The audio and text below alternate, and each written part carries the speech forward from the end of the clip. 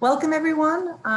My name is Nadine Freeman. I am the director of the Ashoka Globalizer program, and I'll tell you all about what that is in a second and why it is we are so gung-ho about systems change and why I'm here today presenting an introductory course on systems change. And, to do that, I will now, I'm going to do a little poll, which I guess I can actually start without sharing my screen. So let me I just want to get a sense of who we've got in our group here. So I'm going to launch this first poll. Then all I want to hear from you, if you can, is let me know which category best describes you. I imagine you might be in a few different groups, and that's okay. Just maybe the best category for you.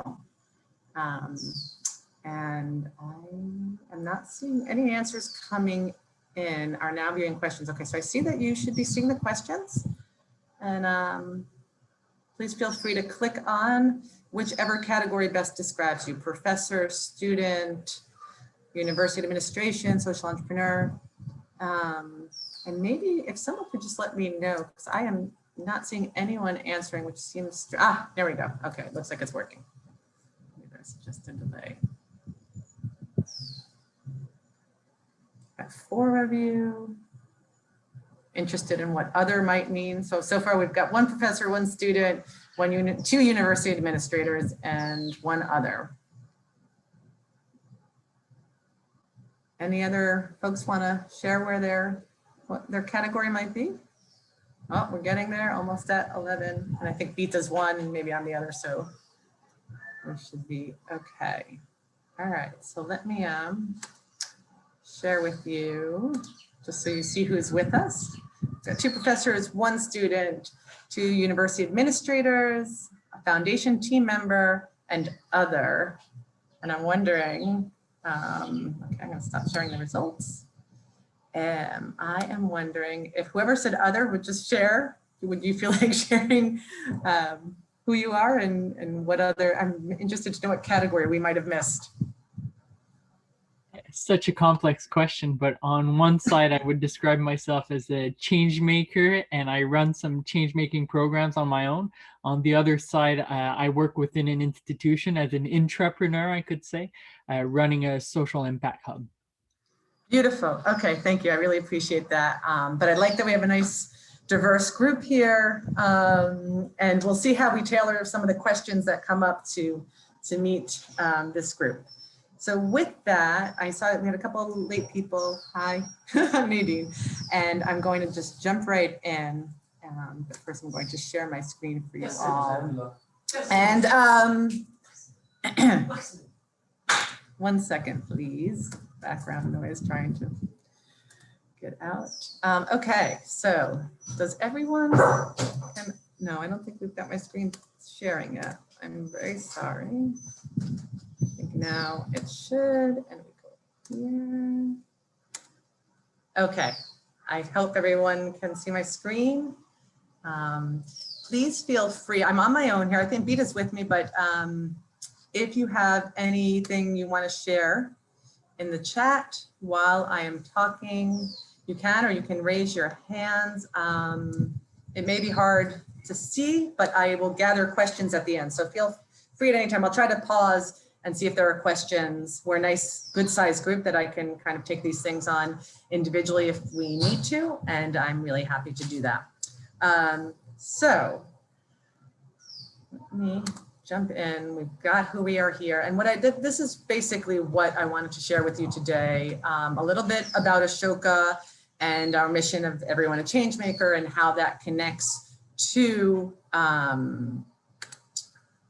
systems change, about the Globalizer program. That is the one in Ashoka that really focuses a lot on supporting people on their systems change journeys, as we call it, and then to get into what we mean by systems change, what a systems change approach might look like, and the 3 key principles behind that. And so with that, I'm just gonna jump right in. I think most of you know what Ashoka is as an organization, but I wanted to make sure to highlight what Ashoka means in terms of systems change and why we at the Ashoka Globalizer focus on systems change You probably all know that Ashoka pioneered systems, social entrepreneurship as a field starting 40 years ago. And we started looking at social entrepreneurs who were looking to fix systems, not to solve problems, just, symptoms of problems, that really dig down deep and help solve problems at their systems level. So we've been doing that for 40 years. We have a whole fellowship of social entrepreneurs who are systems change entrepreneurs. And more recently, we talk about our mission as being an organization that helps to promote a world where everyone can be a change maker. Why do we do that? Because the world, there's like a world where problems are happening at a pace, that the change is happening at a rapid pace, and problems are proliferating with that rapid change in the world. And we need to attack problems at their roots. We need to create systems change, and we need more and more people to do that. We can't sit by and just let problems persist without having more people to tackle them. So we need a world where everyone has the support, the impetus, the incentives to become change makers to tackle these problems. And what we find is that our base at Ashoka, which are our social entrepreneurs, really help to create systems change. And to do that, to create systems change, it requires a lot of people getting engaged. So we need systems change leaders who will bring on more change makers to create the change in the systems we need, and to create and to generate, to tackle these problems, we need more change makers involved, even at all levels, right? So when we look at Ashoka social entrepreneurs, on the one hand, many of you might know them as role models, people who are, leading change makers, people that we look up to. But another way of describing Ashoka social entrepreneurs are as role makers. They are people who dig into the systems and they bring in others, they empower them, they create new roles for them to participate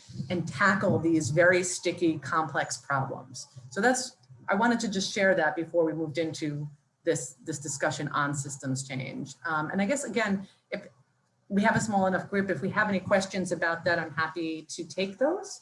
And if not, I'll move on to the Globalizer. Okay, so I'm gonna move right along. The Globalizer is a program within Ashoka's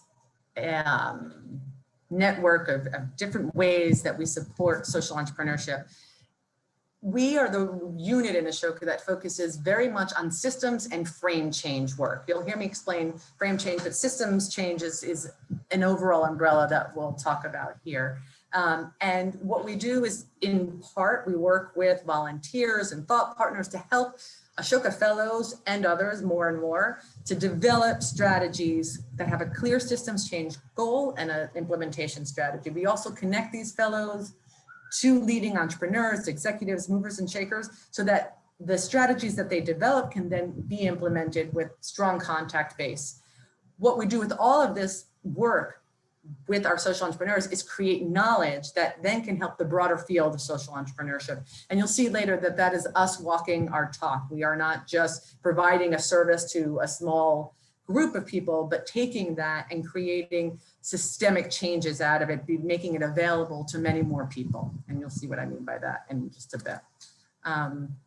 So one of the things when we started the Globalizer program, you can tell by the name Globalizer, we were talking about social entrepreneurs who have these great solutions, and yet to problems that we see all over the place.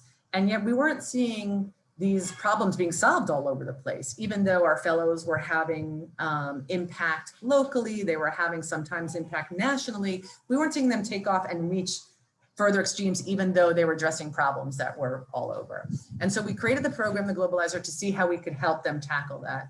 And very soon into the program, we realized we have to be careful about what we're talking about in the social sector. When we talk about scale, we are not talking about growing your organization. And we aren't talking about growing your organization, because in the social sector, when you are trying to solve a problem, having one organization grow to meet the needs of these immense problems that social entrepreneurs are tackling is really probably not enough. They don't work in the same way as businesses do. So the more demands you have for a solution doesn't mean the more people are willing to pay and more funds into the system. So growing an organization to tackle a major problem is never likely to really make a big dent. What we want to focus on is growing your impact.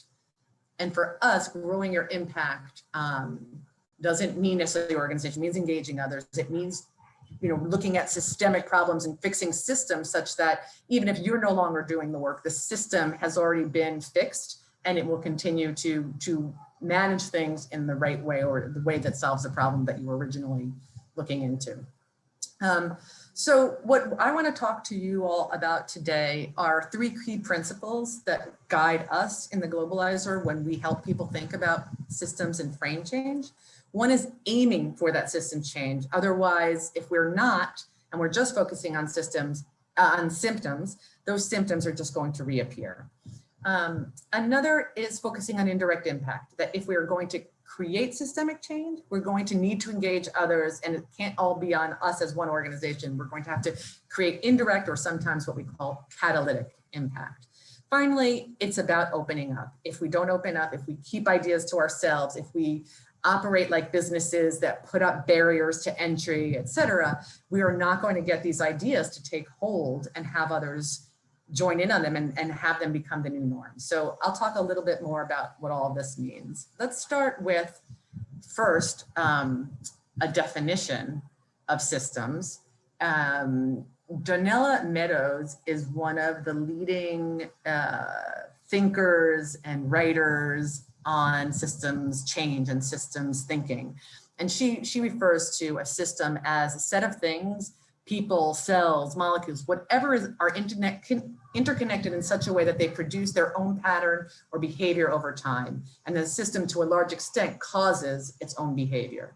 So if we break it down even more simply, we can see that a system has elements, it has interconnections, and they lead to objectives and results, sometimes patterns of behavior, or often patterns of behavior. Another way, like a very simple way to look at this, and we like using this example because it's I don't know, it could be very didactic for those of you working with students, younger students, et cetera, but we think of a soccer team as a system, and in it, it has elements, players, a ball, a field, there's interconnections, the rules between them, bravo Chile, and we have objectives, to win, to have fun, to make money. Okay, so if you change some of these elements, you can get different results. So if you change, let me just say, if you change some of the players, you can get a better team. If you change the quality of the field, maybe you get a game that is better, right? So changing elements can change the outcomes of a system. If you change the rules, then you have a different thing altogether, like a basketball team. And I'm realizing that some of my, I often do this presentation in Spanish, and I've borrowed some materials, so you'll notice some Spanishisms in there. I think we don't spell basketball with a Q in English, but I could be wrong, it's been a while. So in any event, here you can see just a very simple depiction of what a system is and how how elements come together, they interact to change a system. Now, what I want to share here is, there's a lot of text here, but I just want to say that taking a systems change approach, what does it mean? It focuses and analyzes the root causes of a problem. We identify and move towards changes in the systems that are responsible for the problems, but we have to do an analysis. We have to figure out what is the root causes that are at this, that are causing the problem, and what systems are holding that in place. The objective of a systems change approach is to transform the system such that it produces better results, better impact in a much more sustained manner. Okay, and we'll get into a little bit about how social entrepreneurs are doing that. Some of the changes that you might see in a system could be unblocking or identifying new resources that the system can use to improve. So maybe we're missing funding and more funding would fix this system. Maybe we need new elements. Maybe we need new mechanisms for meeting with people, or whatever it is. I'll go through these quickly because the examples that come will be more explicit. Changing relationship among elements. People work in relation. If we change that relation, can we improve the system? Can we improve the information flows? Is the system not working because people don't have enough data? I know, we're working with a social entrepreneur in Bangladesh right now who works on disability and jobs for people living with disabilities. And part of the reason why the government is not doing more is because they simply don't have the information. If we improve that information flow, can we improve the system? Creating or changing rules that regulate behavior in the system. That's a lot of times, changing policy. If people aren't earning enough, or if we don't have healthcare, how do we change the rules such that people can get what they need out of the system? And often changing the mentality of the actors in the system. And we'll talk a bit more about that. But these are just some of the ways we can move the elements of a system around to change them to get to the better result, which is the goal of a systems change approach.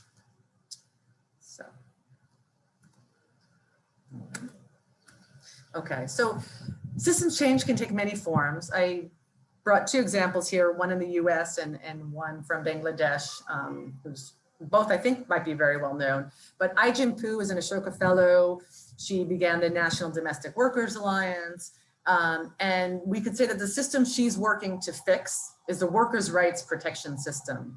In this system, domestic workers have been traditionally, historically left out. They have not been taken care of when other protections have been put in place for workers. Domestic workers have not been included in that. And there's a variety of reasons. We won't necessarily go into that. But if we were to do a systems change analysis, we would go into the root causes. We would figure out why is that happening? What systems are causing that problem and how do we change it? In her case, she has identified the role of domestic workers that they need to create. We need to work with domestic workers so that they see themselves as self-advocates, that they are empowered to work for their own rights, and that employers who work with domestic workers are also engaged to support them. We need more resources. So she's created a platform where employers are able to cover benefits on this platform in a new way that didn't exist before. We need a shift in mindset. We need to change the narrative around the importance of domestic workers for our economy. They hold huge importance for our economy. They hold together families. There's so much there, but they're often invisible and people don't recognize the value that they bring. So we need to change that element of the system. And we need to change the rules. We need to create policies that defend the rights of domestic workers. And in fact, she's been very successful in creating a domestic workers bill of rights that has been accepted, I believe now in 9 different states, and is now with this new administration poised perhaps to become a national law. And the result is domestic workers receiving fair wages and benefits, being respected in society. So that's one really big system and on lots of different elements that she works on.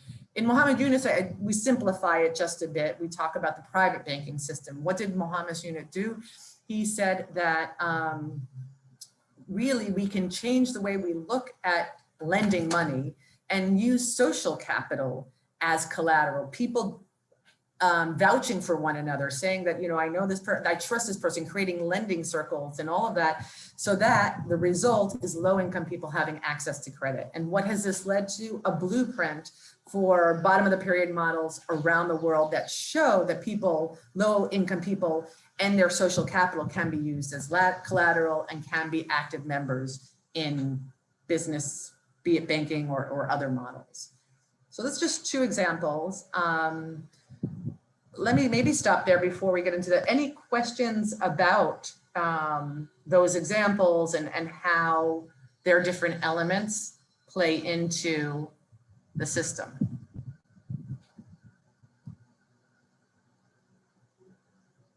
Okay. Again, you can always use the chat, which I'm trying to pull up here to make sure I have it ready just in case. Yes. This is Sandra. Let me just. Hi, Sandra. Hi, I'm going to get on so you guys can see me. I'm sorry. I needed to come to my couch for just a little bit. I just wanted to ask you if you're going to have time for questions more in general. I do have some questions, but I don't want to take you off track. I can hold on to my questions until after. So I just want to make sure. So there will be at the end, and as I said, we're a small enough group that if it's relevant to what I've just put out there, I'm happy to answer it. I actually prefer that because I when you do like a long presentation, it just feels a little bit like, so breaking it up with questions. There'll be some other questions for you all, but I would, I'd welcome your question if it's relevant to this. If you think it's more of an overall, and you may ask whenever you feel like it. Yeah, I think they're a little bit more overall. I'll hold on to them. I'll maybe finesse it and see if you're going to answer it, but I have them written down so I won't forget. Okay, beautiful. Thanks. I appreciate it. And really, I very much encourage anyone. And let me just see, I've got something here from Ashley, how you map a system and identify the root cause. Yeah, that's a really good question.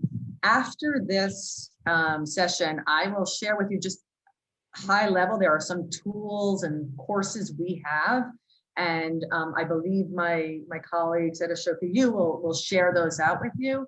But one of the tools we use for that, we use what's called a problem tree, where we start to think of the problem and we dig into a really crisp statement about the problem that great, Vida. But just to let you know what this tool is, because it might be useful in thinking about it. We have a problem tree. We start to analyze the problem as specifically as we can with as much kind of evidence and detail as we can to say what the big problem is.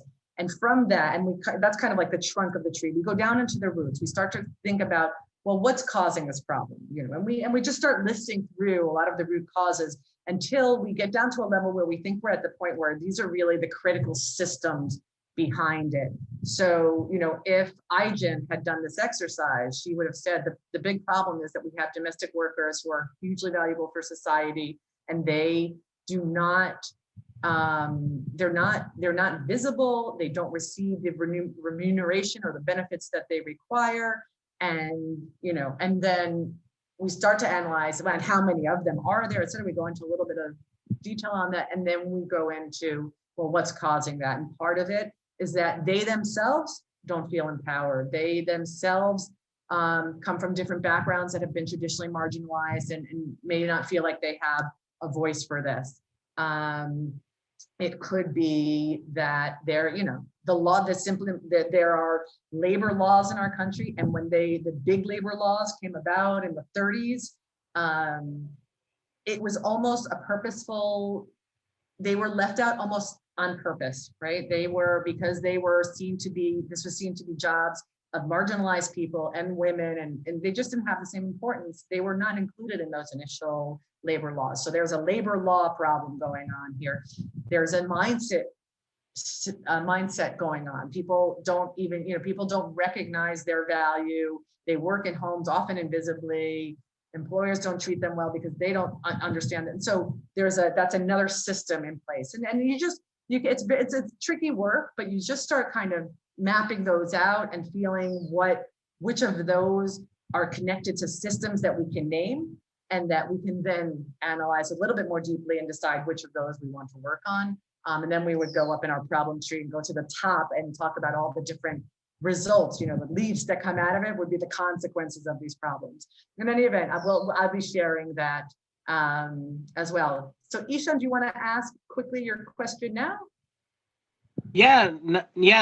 I just have a question very, very quickly. I'm a student studying at Georgian College, and something that I've realized, I'm passionate about system change. Any organization that I've been working with, even part-time as a student, I think that system change is more like a skill that's inbuilt in you, and anything you do, or even it's related to academics or your professional life, it kind of reflects. And when I've tried to tell kind of, some improvements in the system, a lot of employers don't like to be challenged with new changes into the system because they have been set up from a long time. And as a student who is learning these skills, I think that I still have these skills that I want to talk or want to share, because I think it's important, but it's not very well received sometimes. So how should that be proceeded? That's a great question. I think that let's get into this, but I think the key is this, that if you continue to attack problems in your company, your organization, in the world, where you're just dealing with the symptoms, they're just going to reappear. So if we want to be efficient as business operators or organization operators or social entrepreneurs changing problems, if we're not looking at the system, we're going to end up spinning wheels. We're not going to get the best answer. Sometimes you need to do, a lot of that symptoms work, obviously, because there's emergencies that come and we need to deal with them. However, we really do need to work on systems for the long-term health in general. So maybe as you look through this, there'll be some more arguments that'll help you on that. But I applaud your efforts. It's really an important endeavor, I think. So why? Here you go. Here's one tool you might use. Why focus on systems change for social impact or for any impact, right? We normally, as businesses, as organizations, look at problems. We see what's on top. We see the symptoms and we jump in and we say, okay, I've got, people are hungry. Let's just give them food. Education isn't good. So let's just, put in more teachers or put in more rules for the education system. And that often just really attacks the symptoms and continues to, the problem continues to proliferate. If we look below the surface and we look at the systems, they are what hold those problems in place. So it's really, the approach is a systems change approach if we want to get longer term, deeper impact that will last. And finally, really another level of impact is the mentality at the very bottom that you often really don't see because it's really buried down deep, but it often connects so much to our systems and it dictates what those systems are, because if we don't believe everyone should have rights and everyone should have equal pay, then there's no way we're ever going to get that system to change. So very much at the bottom of all of this, and one of the most important pieces of work we can do is working on mentality and shifting paradigms. Sometimes in Ashoka we refer to that as frame change. And you can see that the deeper you go, the greater the potential is for impact, because if you get that mentality that everyone is on board, that everyone should have, fair pay for their work, then that tends to help the systems change. And then we, start to help the symptoms go away. We can sometimes, these things play around with one another. Let me actually just move to the next slide because it may depict it a little bit better. We can also help, they interact with one another. So this is a depiction that shows you direct service, a lot of service. These are approaches, right, to dealing with problems. Generally, a direct service approach is dealing with a symptom of something. In the case, of Ashoka, Bill Drayton, the founder of Ashoka, talks about social entrepreneurs are not content with giving people fish, kind of a direct service, handing it over, or even teaching people how to fish. They will not rest until they've revolutionized the fishing industry. There are systems that are in place that are holding the problem in place. If we don't fix them, people, no matter how much we may even teach them, it may not be enough. We may need to figure out how we change our ecosystems of fish to do this. We could even look at Ashoka as an example, right? Ashoka, as I mentioned at the beginning, 40 years ago, started thinking about social entrepreneurs. We're now thinking about a world where everyone can be a change maker, and we can go into school by school and just provide a service and train kids to think about being change makers. We can do that in one school, which is a direct service. We can do that in a lot of schools until we feel like, yeah, there's more people, but we can't really get to all the schools out there. So we need to start thinking about ways we can change systems. And how do we do that? Do we work with the teachers' unions to get them to uptake this idea? Do we work with the education system to say, this is a new, area and we should change, the curriculum should always include a system, change-making curriculum or something like that. And then to do that, to get that to really take hold, those systems, we need to start changing the way we think about this, the frame. So our frame change in Ashoka is a world where everyone has the ability and the incentives to become change makers. And we show the importance of that. We show that there's almost an inequality when there are people out there, some people who know that they can be change makers and others who don't yet know that because their parents and their schools aren't necessarily teaching that to them. They're not seeing it in their daily life. So if we start to change that, if we start to have parents who say, no, I want my child to be a change maker, or teachers that recognize this, or principals or school directors, et cetera, then we can put demand on the system and the systems can change. There is a flow back and forth. This is not necessarily, just a scaling up of things. Sometimes when you have systems change, people see it. You have a change in a law that, makes schools have change maker education, then people start to see, oh, change maker education is good, and that changes their frame, and then they become really glued to it and they demand more. So there is a back and forth. They demand more service of it, or sometimes, direct service bubbles up, and a lot of people start to do it, and then people say, well, maybe it shouldn't be school by school. Maybe it should be a new policy, and then we can change the system based on that. So they all interact. But ultimately, we know we want to change the systems, and we know that frame change is what, comes below everything and helps the rest come about. So let me stop there, see if there are any questions. Okay, then I'm just gonna jump into this. And Yushan, you can think of your company in this maybe, or everyone who's thinking about this.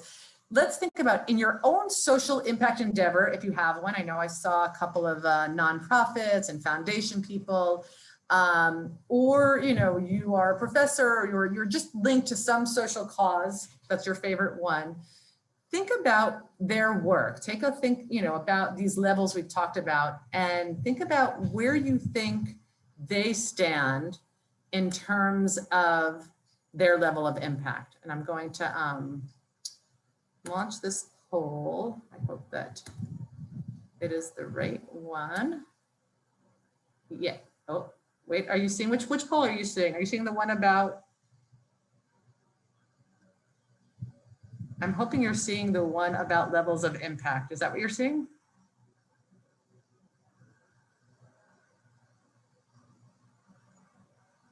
I don't think we're seeing. Let's see. You're not seeing it. Okay. No. Okay. I see. Oh, someone saw it. Someone said lots of direct service. You can scroll down to see the information. I see. All of them are And showing. who is the host? Couldn't Okay, see just focus if you're the on, yeah, host. that's okay. If you would like, just focus on question number Question 2. about question number 3 yet, because we haven't gotten into it. They've just gotten all put together at once, which is okay. But just to focus on levels of impact in your own social impact endeavor, or a favorite one of yours. At what level of impact would you say you or they are mainly focused right now? And I know, by the way, many endeavors do a lot of this at the same time, but generally there is one that is more than the others. I see I've got about 5 votes so far. I know, and maybe if you have a favorite, you're not really sure what they're focusing on. We're getting a few more now. I'll wait another 20 seconds and see what else shows up. Glad to see a lot of people are focused on systems change. Interesting. Not many on paradigm shift, which is a harder thing, and it's really often what's left aside. Got 2 there. Anyone else? We've got 11 there's 29 of us on here. We've got 11 votes. Anyone else want to share what you think? It's okay if you take a guess. There's nothing.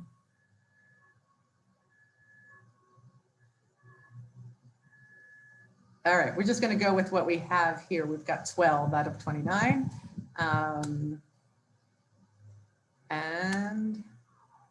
I go up here. So we've got, and 4 people, you jumped to number 3. Don't worry about number 3 yet, but we've got a little bit of direct service, a lot of direct service, mostly systems change, which is great, and some paradigm shift work, which is great. And I want to reiterate here, direct service is sometimes just really, really important, right? Like, so we, and attacking symptoms is even important sometimes. I often think of, you know, thinking in Spanish, Doctors Without Borders, and the important critical work. While we're working on systems, there are lives at stake, right? So their direct work, they're treating symptoms.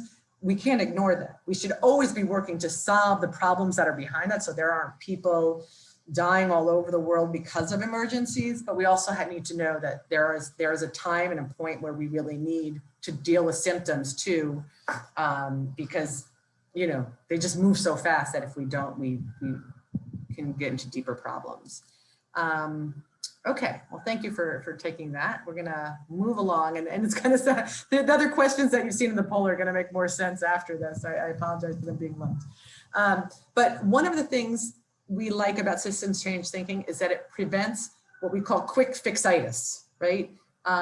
There are a lot of people, we see a problem, and there are a lot of change makers, and we tend to do this. I know I do this myself, see a problem and I want to jump in, I want to come out with a solution and just get moving and get it done.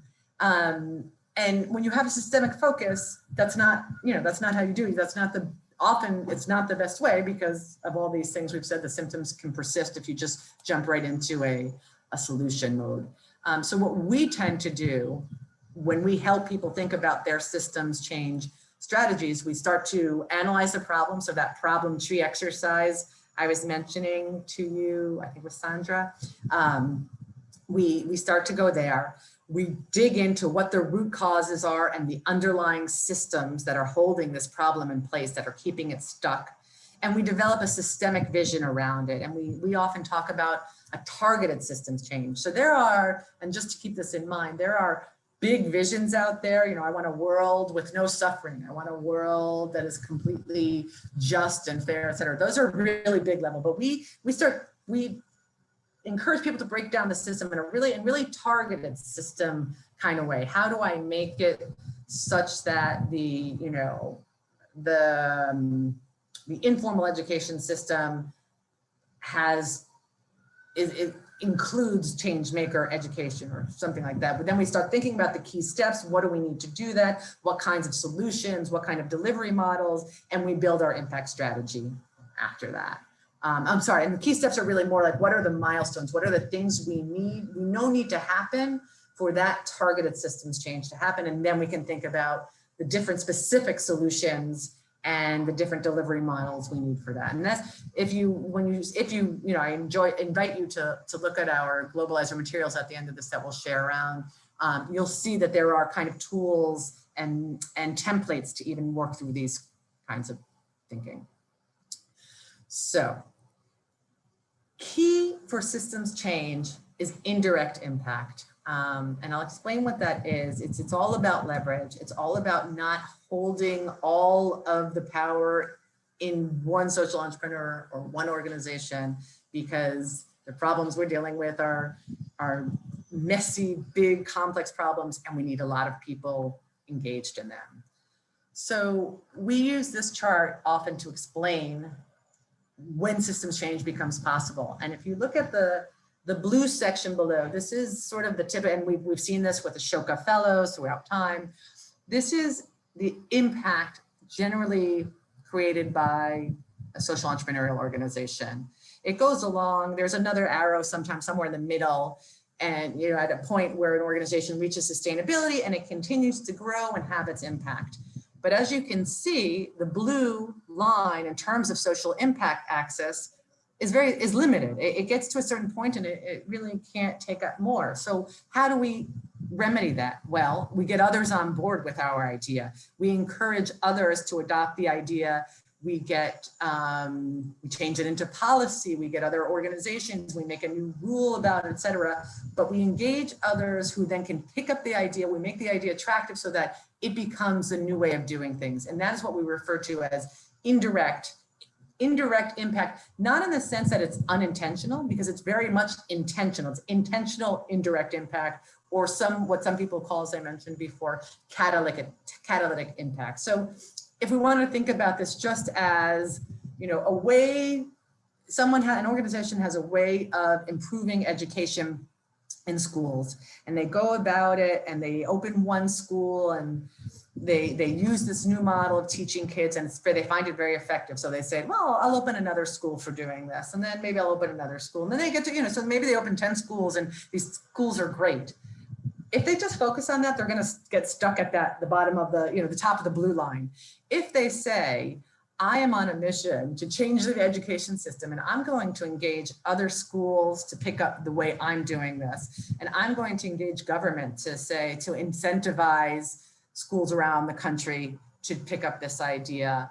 I'm going to incentivize students to demand this from their education systems. If they do that and they get others on board with this idea, the impact they can have will be exponentially higher. So this is a really important principle for us. And I'll give you an example here. I don't know how many of you know Kaboom. It is an organization that was founded by Daryl Hammond, an Ashoka fellow. He's no longer there, but the organization still exists. And Daryl was obsessed with figuring out ways to provide safe spaces for kids to play to keep them out of trouble, right? And so it started in the United States. And he began to, what he would do is he would go into a community, he would talk to the community about the importance of safe playgrounds for their kids, get them on board. And when he got them on board, he would say, well, let's organize, let's bring ourselves together, and we as a community, we can build a playground. And he started building playgrounds in communities, and they were very successful. Kids had a safe place to play, different sorts of negative factors started to get reduced in areas. And so it was very successful. And Daryl had a huge demand for this work all over. People were knocking on his door saying, come on, bring Kaboom to my town, organize us, help us set this up, et cetera, et cetera. And sorry, are people, I've seen, if you go to full screen, you can move. So the poll is showing up. So either you can close it, but you have to go to full screen to close it. Okay, hang on. I think stop. I'm so sorry. I'm glad someone told me It's about it. not you, I think it's us. Is it better now?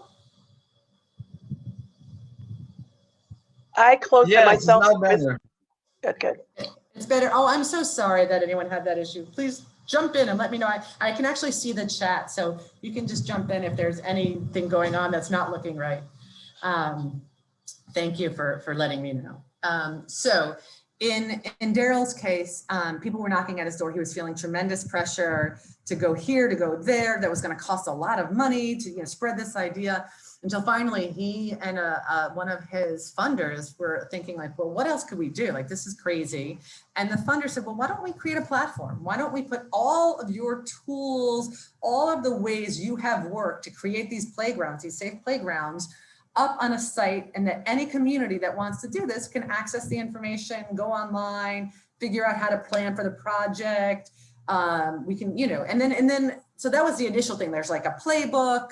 Everyone can go to the playbook and see, and then it became a platform where people would exchange ideas to improve how they do this, get advice, fundraising leads. Maybe some communities would, group together and say, we can approach this funder as a group, but it really took off. And at a certain point in time, instead of, going out and building one of these playgrounds at a time, people were entering this platform and using the playbook and interacting with each other and creating 10 times as many playgrounds as Kaboom was doing itself. So it was very successful in that way. There was still a lot more though. Daryl felt like that was great, but it's not enough. We need to, build a movement around this. So part of what was great about the platform was it started to bring people together and decide like now that we're here and we're sharing best practices, maybe we could create this coalition. And basically, I think Daryl went off and created a new organization to complement Kaboom that really focused on this coalition of people doing, advocating for place-based and using Kaboom as an example of what can be done in the United States. But this is just to show you that Kaboom itself was kind of in that blue zone, and then they opened it up and open sourced the idea, and it created this exponential indirect impact. But you're welcome to put questions in the chat. So there's another case of this also from the US that I thought was interesting. And it's very interesting because we in Globalizer created this chart a while ago based on the experience of some fellows. And then we saw Rebecca Onier, who is an Ashoka fellow who started up Health Leads. And she was speaking at a Skoll Foundation event, and she shared this presentation. So I want to share it with you for a few minutes. It's also a nice change of voice for you all. Why is it that we have a healthcare system in the United States that doesn't account for access to food, heat, housing, fundamentals that we need to drive health outcomes? And so for the first phase of Health Leads work, it was really kind of a operational thing. Okay, so people aren't hearing, and I'm sorry about that. Sorry. Anyway, I will tell you the story. Go back to sharing my screen. Okay, so quickly to tell you the story of Rebecca. Rebecca has a model of health, treating health and the health crisis in our country by making sure we look at symptoms based, by the way, by bringing in a lot of preventive, not just medicine, but looking at social factors and making sure they're taken into account at every point where people come in contact with medical attention, so that we're looking at their housing situation, we're looking at their food situation, we're looking at everything so we can prevent problems. And this was a very big idea. She started this in '97 and started bringing the program by program to different health systems across the United States. They were at a point where I think they were in 20 different systems, health systems, and they had funding from an important foundation, about $20 million to continue this. And their big plan was to go to 80 different health centers to enact this model. And they were just looking at all the investment and all that they would get out of doing this. And the market was changing and people were coming to them saying, we need this now, things are changing rapidly and we need your methodology and all of this right away. And she, as she puts it, had the opportunity to go back to her funders and say, look, we messed up. Our projections are wrong. The way we want to go about this is wrong. The business model, we don't want to focus on the business model because we need to get this in the hands of everyone. And we want you to help us get this in the hands of everyone and use the funding that you've given to us. And we're going to go out and get even more funding to get this on a giant platform and to share it broadly and create a network of people who have access to this new way of doing the work. And she was very fortunate that funders said yes. We still struggle with this issue a lot in the social sector. Funders do not always get this idea. They want the direct impact. They want more programs. They want you going to 5 cities, 6 cities, 20 cities, and don't get that if we don't start creating ways to systemically change a problem, no matter how many cities we go to, we're not really going to make a dent in it. And so she was saying that in her own words, which were more powerful than mine, but hopefully later you'll be able to check out the video. So questions that we ask to increase indirect impact, just ideas to keep in mind if you're thinking about this and you're helping an organization is, one, how do we make the idea sticky and magnetic? How do we get others excited by this idea so that they want to do it too? And again, this is going to be very different than a normal business model, right? This is going to be how we get people on board and excited, and we lower the barriers to entry. We want other people to access this. We want them to get excited and we want them to copy us, right? How do we spread the idea rather than our own organization? How can we be more efficient? Maybe we have one organization, maybe we even reduce the size of our team. Maybe we don't need to grow the size of our team, or maybe we need to shift what our team is doing so that they're not all doing this direct service, but they are now out there building networks and contacts and platforms where we're sharing this out. And how do we engage others? How can we make it as easy as possible for others to replicate the solutions? Instead of putting up barriers, how do we take them down, make things as low cost as possible, as clear as understanding, get the playbook out there, et cetera. And then of course, how do we cultivate an ecosystem that is required for this? Who are the different players? We need not just the ones who do what we do, but the other actors who are engaged. And we'll talk a little bit more about that too, but these are just kind of some of the pointers we share with social entrepreneurs who are looking at increasing their indirect impact. Another way to increase your indirect impact is the model you use itself, your delivery model. So some organizations just say, okay, I'm going to grow. I'm just going to grow and grow. And, you know, I think Kaboom did that for a while until they just hit a wall and they couldn't continue to grow. Then there's affiliation. I think that in their case, it came afterwards, but affiliation is when you join with others so that you still have a hand, you still have a control in what's happening. You have joint ventures, you use other partners, use other organizations, and you do your work through them, or they connect to you and they have to abide by certain rules that you have set up as the, you know, originating organization, but you don't have to control it completely, right? And then there's dissemination. There is creating smart networks that where you're not in the center. I'll talk about that in a second. There's consulting to other organizations. So you're not saying they're going to carry my name, Kaboom, or whatever name it is, but I'm just showing you how we do it, where we do it. I'm training you how to do that, or I'm open sourcing. I'm just giving you all the information and you go ahead and do it. And what you'll see, what happens when you start to look at these kinds of models is that there's a trade-off, right? There's, you know, the more open you go, starting with growth and branching, then social franchising, your name is on it, but you don't control exactly. Associations, people who are connected, they use your name, they say, I'm a member of this group. So they're still connected to you. You're not opening up completely. There's some rules they have to abide by. Training, you're giving them some of the tools, and then open source, you're leaving it for them to just kind of do it. Your impact or indirect impact can increase as you open up. Does that mean that everybody should strive to, you know, open up completely? No, not necessarily. It really depends on each organization and the type of model you're working on. There are some models that are very sensitive. There's a lot of maybe psychological factors and people really need to be trained with great care. And in that case, that's not something you want to open source. You don't want just everybody out there dealing with patients and psychological issues and trauma. You know, you might need to do some very heavy training and hand holding for a while or and things of that nature.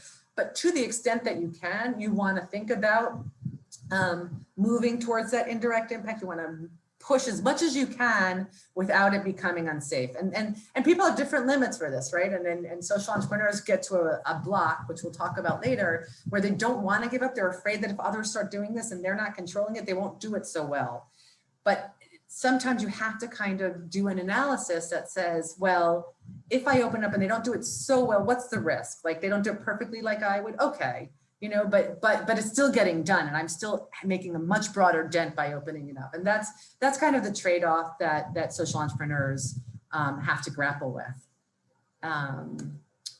So before I move on, let me just take a step back. That's where I had my other, sorry, I'm gonna move back. My other poll that you all seem to have taken, so I won't go back to it, but was just of the organizations you know, where do you think they sit, either your own organization or, and maybe you just do it in the chat, we don't have to do it as a poll. Where do you think they lie? Do you think they are in a mode where right now they're just growing? Do you think they've associated themselves, they've got partnerships where other people are helping to replicate their model under their umbrella? Or are they, you know, really kind of opened up the way they do things and engaging a lot of people to do it? Could people just type in the chat a few answers where they think the organization that they've been, you know, thinking about throughout this, where they lie? Come on, just a few more. Think of it, or is it hard? Is it hard? Maybe you just don't know them well enough to know. No one else that's got an organization. Training and consulting as well. So I'll give you even an example of Ashoka where I think we kind of stand. We branch a lot. We have a lot of offices at Ashoka around the world that are Ashoka run. I think we also do a lot of dissemination of our model and of the concept and trying to get others on board. There we go. So consulting model has a lot of indirect impact for sure. Affiliation, so you're still holding on. Ashley, you're still holding on part of the control because you're not maybe necessarily ready. People still have some connection to whatever your organization is, so they're not completely on their own. Great. Okay. Well, these are the things we start to think about. And as you know, if you are thinking about your own systems change, or you're working with an organization, or you're helping students think about how they set things up, I think it's really helpful to think about this, because without, you know, if we stay on that, really just that growth side, we're definitely limited. And again, there might be a time when that's the only thing that's appropriate, even at the beginning, when you're finessing your model. You certainly don't want to share it with all the world while you're still trying to figure out what works and what doesn't work. But I'll tell you an example about sometimes taking that to an extreme. So, okay, great. So we'll move on. So I want to talk a little bit more about one of these aspects of indirect impact that we find very exciting as well, and we see a lot of social entrepreneurs working with, and they're called smart networks. So if you look at these depictions, the first one is quite silly, right? Organizations who kind of work, there's all these other organizations out there doing work that could be connected or similar, but they don't engage. They're in their own little bubble, and you know, chances are their impact's going to be pretty limited because of it. Then what we see most often are organizations that have lots of partners. They work with lots of different organizations, but it is a one-on-one relationship. So it's better than none, right? They're getting other people to interact with their ideas, but they are not necessarily getting, you know, spreading their ideas any further. The one we love, we call it a smart network, is where the organization takes itself out of the center. And what it puts in the center is a vision for change, a systems change vision. And it starts to think of who are all the different players in the ecosystem that can interact with this, and start to connect with them, but they don't block their connecting with one another, because what's really most important is the mission or the vision in the middle, and everyone acting around that. So let me show you an example of that. We have one of our leading social entrepreneurs, serial social entrepreneur, Juru Billy Moria, originally from India, lives in the Netherlands now. She started an organization called Affiliation in Mumbai, which is really geared towards helping young people manage their finances better. She found that a root cause of poverty are people who are not educated, do not have financial literacy, and that the sooner you starting with kids, the better off you're going to be. So she created a great program with curriculum on how to teach young people about financial literacy, and the program took off. She decided, she's very strategic from the beginning. So she said, well, I'm going to see how this plays out in 9 different countries. And she got uptake in 9 different countries. People were really excited about it. And she said, great, let me create a network. And so she created a network around this. And Affiliation was still kind of in the center of this network. That's the name of the organization. They were, they made the rules, but they were, it was loose in the sense of their being in the center. They let people do the program where they wanted to. There were just basic standards. They trusted people to do things. They didn't have complicated, agreements, partnership agreements. So they could grow quite a lot because of that. They really, sourced people that they really trusted and who could run with it and didn't have to control it. But for Juru, it wasn't quite enough. So she had this going on. They were reaching, I think, hundreds and hundreds of schools around the world. And she thought, it's great that they've got this financial literacy, but there's another level of the system that we need to fix. They need to have tools to do this. They need to have bank accounts where they can practice all of this financial literacy.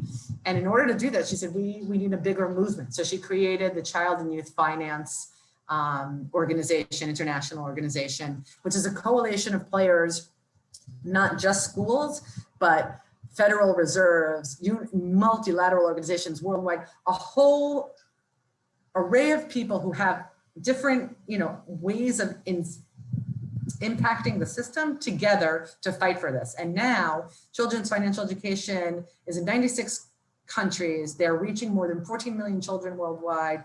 Their short-term goal was to reach 100 million in 100 countries, or it is, and I think they're well on their way there, with financial and livelihood education, but also financial products. So they've got central banks on board. I don't know if you've noticed this in the past few years, but they have really had an impact on changing banks. Their banks account all over the world now, they're all for young people's accounts. And a large part of that was because she had the support of central banks and the OECD and the Parliament and UN. And there was a push for this, and it's continuing to grow. So that's just to show you kind of what can happen if you break out of your kind of direct service mode or your my organization mode. I'm going to skip this example, but for those of you, there's a lot of times we have questions about, well, how do you do that? How do you open up if your model is a social business model and it depends on making money? There are ways to do this. This is a good example. We'll share the deck later so you can see this one, but I do want to move on looking at the time. Yeah, and we just did the delivery model thing, so we can skip to this. What I want to skip to now is opening up. It's really all about mindset. There is so much about this work that has to do with the social entrepreneur or the change maker who is behind an idea. And what do I mean by that? When you are working in systems change, there's often required a new outlook on how you approach problems and a new style of leadership. Often in order to maximize that indirect impact, as well as minimize the weight of the work on one person or one organization, you have to be able to think in a more open way. One of the examples I like to use is a fellow we work with, the Globalizer, Eric Dawson, who some of you may know for Peace First. He's an Ashoka fellow as well. He had an idea that it is so important for young people to understand their power to be peacemakers. Not only change makers, but really focus on peace. And he created a whole curriculum, a very successful curriculum, very similar to Daryl Hammond in Kaboom. People were asking him about this curriculum. And I tell this story because of the personal shift that happened with him. He worked from college on this idea. It was an idea he created while he was at college and then grew an organization out of it.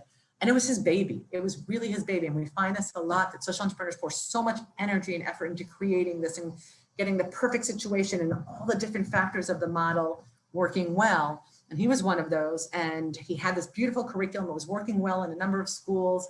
And he had people knocking at the door saying, hey, can I share your curriculum? I really like it. And he'd say, no, it's not really ready yet. I'm still perfecting it. And he was just nervous. He was nervous that it wasn't perfect yet. He was nervous that, what happens if they do it wrong and they ruin our branding, all of these different things, until one day he tells the story that a teacher from the Midwest, he's from Boston, teacher from the Midwest called him up and said, hey, Eric, I really like your curriculum on peacemaking, creating peacemakers amongst children. Can I have it? And he said, no, I'm not really ready for it. And she said, well, who are you? Who the hell are you? As he says it, who the hell are you to hold on to this? You're sitting on something that's got a real impact and we need it. And I don't care if it's perfect or not. And I might not do it perfectly, but I think we can use it well and we can really make an impact. And it was a real shift for him of how it didn't matter. Like he had to be ready eventually, and he got it out there. And then he got like the bug, the opening up bug. It wasn't enough to just spread it and get it to a bunch of schools. He thought, we have to change the mindset about this. And he created an award for doing that, a Peace First award, which is kind of like the Children's Peace Nobel Prize that proliferated and has lots of people. And now he's created a digital platform where lots of people can access all the tools and everything. So again, it was very hard for him to do. On the other hand, doing this is very much in the interest of the well-being of the social entrepreneur behind this, because often, and I remember Jerry White, who was behind the landmine ban movement, telling us he created this organization for people who are victims of landmines. It's a kind of a self-therapy group.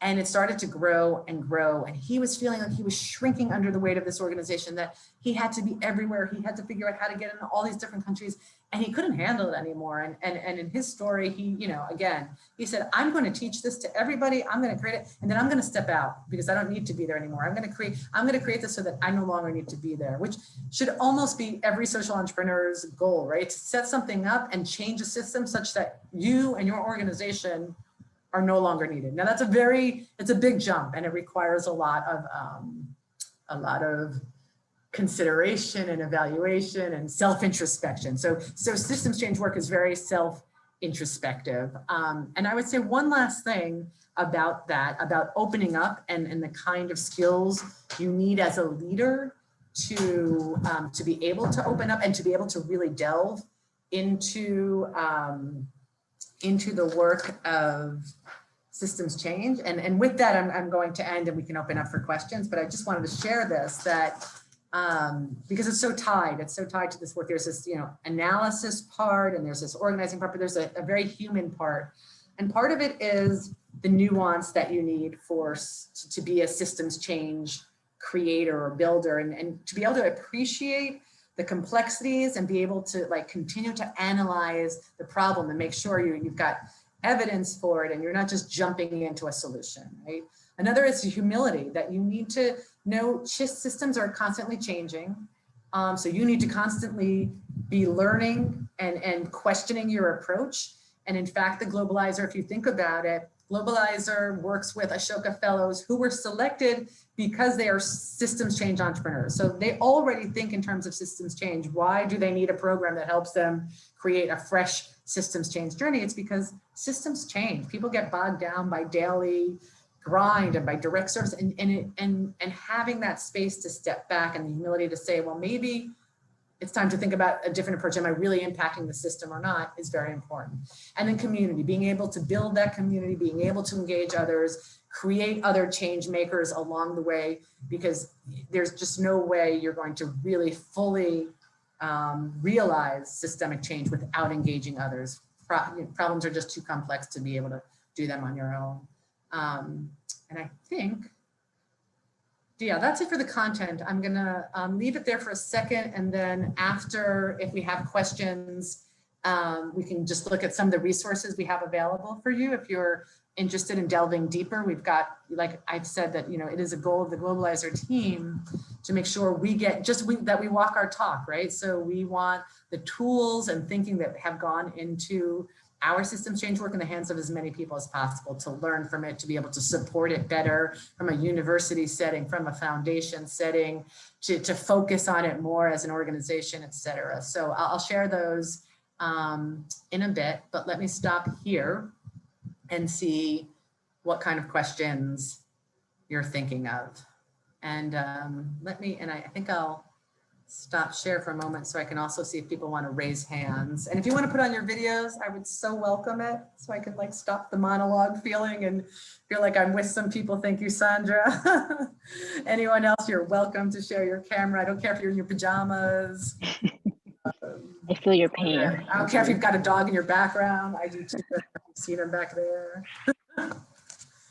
Dina, I have a quick question. Thank you for this. This was really great. I got to teach a class this past fall that was about change making and social innovation at the community college. And I've just taken a lot of notes because you've given me one of the things that I noticed was when I started to talk about systems change, some of my students really grappled. They went on this swing, this emotional swing of, change making is action oriented. It's now.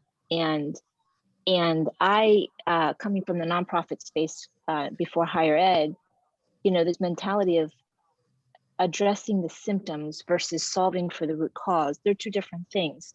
And I like to speak to the students about there being a spectrum. There's pain, there are pains, there are things that need us to show compassion and alleviation, whether it's hunger or homelessness or, sickness. And so students wanting to be change makers and thinking that it's giving time, talent, and treasure right now, that's fine.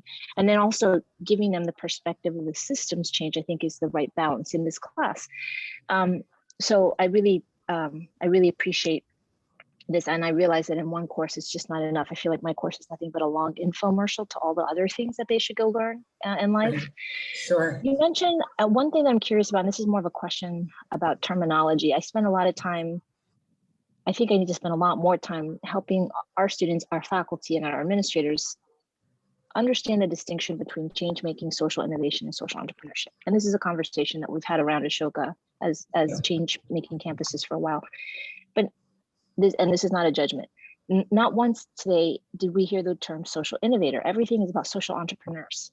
And in my class, I specifically focus more on social innovation and not social entrepreneurship, because I don't want people to think that they're not the same and they're not exclusive of one another, but one doesn't necessarily mean the other.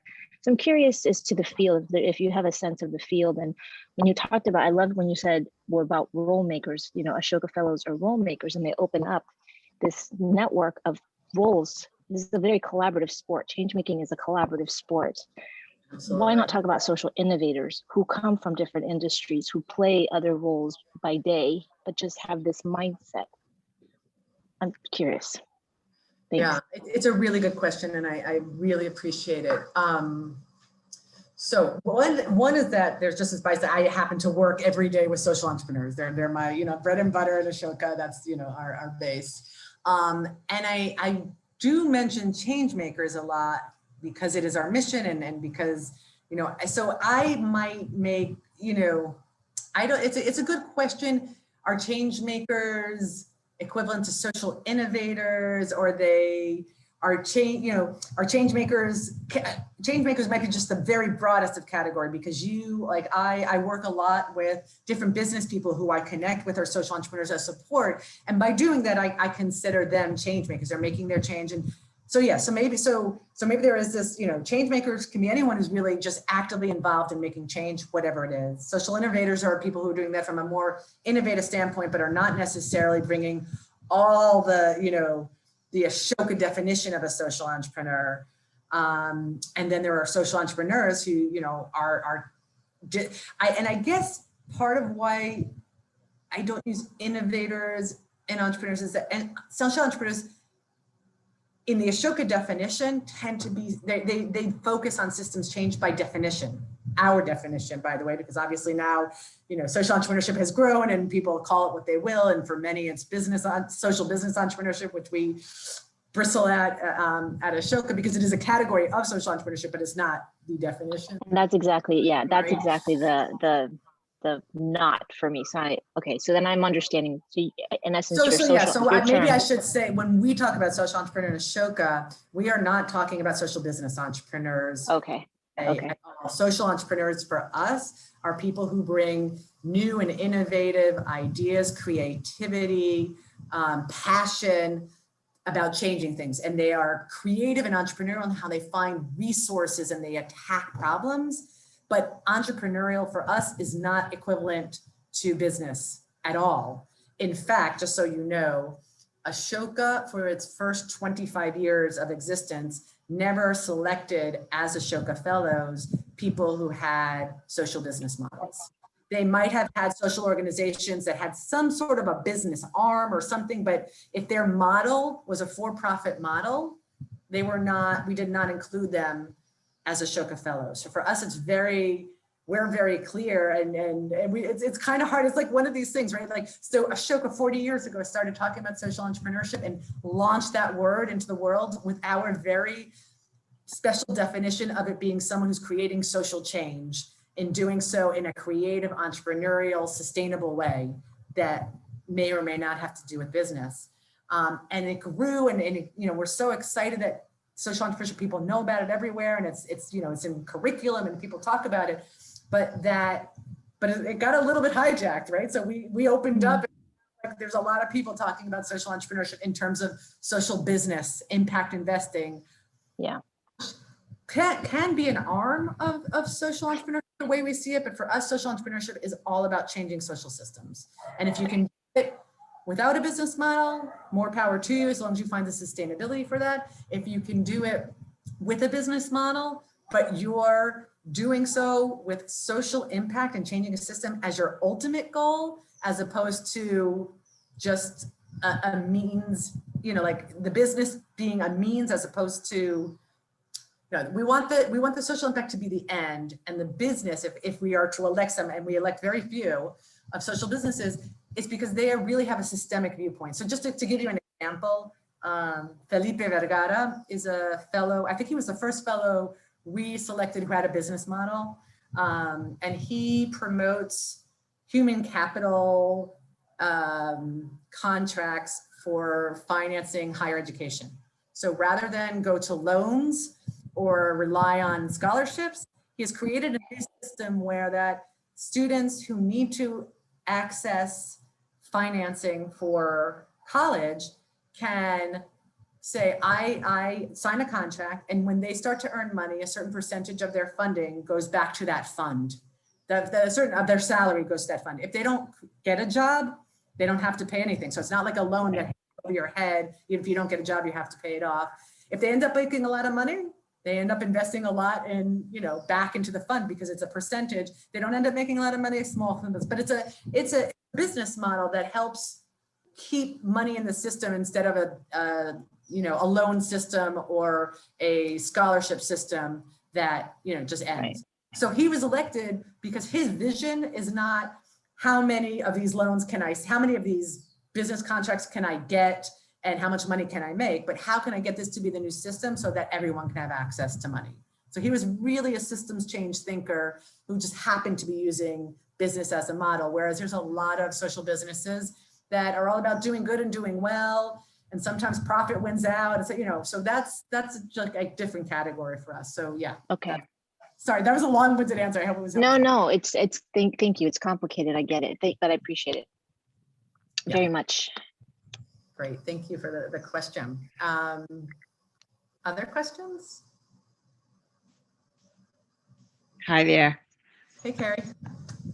So I've co-led student teams mostly, doing the Rob Rosigliano version of systems thinking through the Acumen free online courses 6 times now. I'm in the middle of one right now with a team in Africa on social entrepreneurship and failure to build scale. Where we get stuck is precisely where I thought your presentation today just was robust and wonderful. And that's on the solutions side, and the indirect service, and all of that material is really, to me, fresh and new. And it's like a great look at this.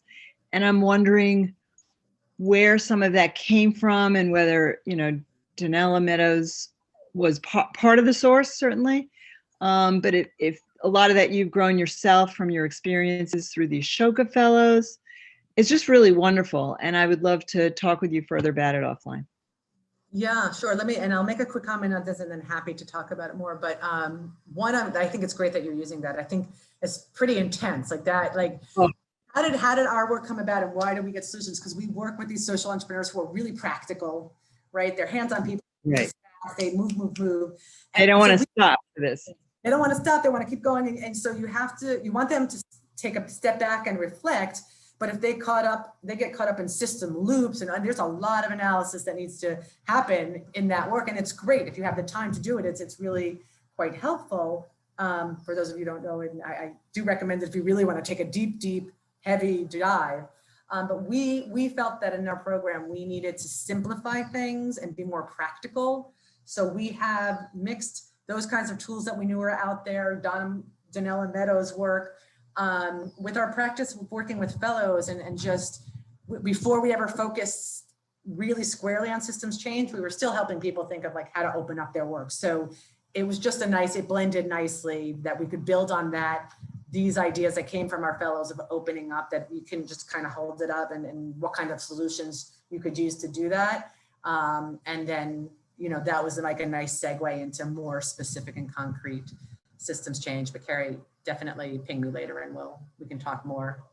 And we have lots of material. So for all of you, maybe I'll just jump into this, and I can take more questions, but this seems like a nice point to just kind of jump back into the scary world of sharing my screen. These are some of the resources we have, but I think, they can be really helpful. So we have a micro course, and this is really basic. This is like before 101, perhaps at a college level, this may be, like a more high school kind of level, or just very, very basic animated guide to changing systems. Just very 3 or 4, I think, short videos that give the essence, but they do it in a very good way. Right now, I just checked this before I came online, and the system is down. So I will make sure that when we share out the materials, it is back up and you have it and you can access it. It's free. We have a crash course that is up and is also free, so you'll get that link. We have a podcast series, and we're really excited about it. It's really fun. We've got actually 2 seasons now, and one focuses on some of the basics, and then the second season focuses more on how to shift governments and how to engage government and systems change. So I recommend that as well. You can find it on Spotify and I think iTunes, I don't know. I know it's on Spotify, which is what I use. And then coming soon, we have this course, we use it with our fellows. We haven't yet adapted it for public, but we hope to soon.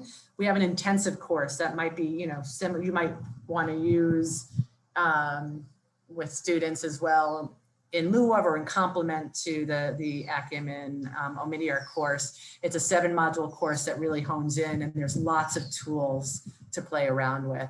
And then we have a growing bibliography, we have a growing bibliography, which we will also share out, that includes this one report is our latest and most exciting, Embracing Complexity Towards a Shared Understanding of Funding Systems Change, because of the important role funders have in that. But anyway, there's a lot, we have a lot of articles, some written by, you know, Ashoka Globalizer team, and some just ones that we recommend if you really want to dive deeper.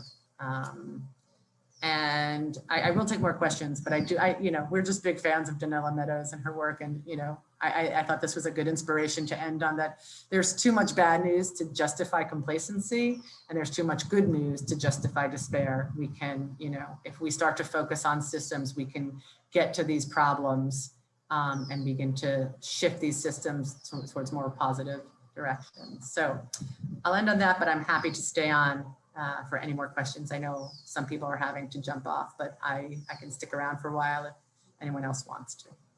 And I'll stop my sharing. I appreciate your sticking with it. Hope it was helpful for you. And yeah, we will get materials to you. Thanks, everyone.